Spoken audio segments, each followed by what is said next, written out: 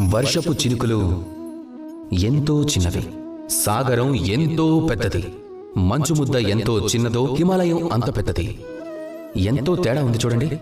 దశరథ పుత్రుడైన రాముడు, శ్రీరాముడు చూడండి, ఒక్కొక్క వర్షపు చినుకు కలిస్తేనే అంత పెద్ద సాగరం అవుతుంది. మంచు ముద్దలన్నింటినీ పేరిస్తేనే అంత పెద్ద హిమాలయం ఏర్పడుతుంది.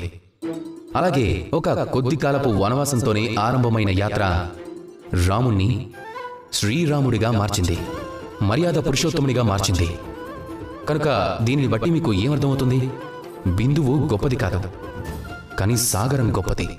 మంచు ముద్ద గొప్పది కాదు, హిమాలయం మహోన్నతమైనది. అంటే ఏదైనా గొప్ప పని చేయడానికి, గొప్పవారిగా మారడానికి ఎవరైనా ఆరంభమయ్యేది చిన్నగానే. ఇది అందరికీ తెలిసిందే, కానీ ఒక మహత్తరమైన సత్యం చెప్తాను వినండి. ఎవరైనా ఆరంభించడానికి ఎవరు గొప్పవారు కానవసరం లేదండి. ఒక్క మాట, గొప్పవారు కావడానికి ఆరంభించడం అనేది చాలా ముఖ్యమైనది. ఏది ఆరంభించని వారు గొప్పవారు ఎలా అవుతారు? స్వచ్ఛమైన మనసుతో ఆరంభించండి.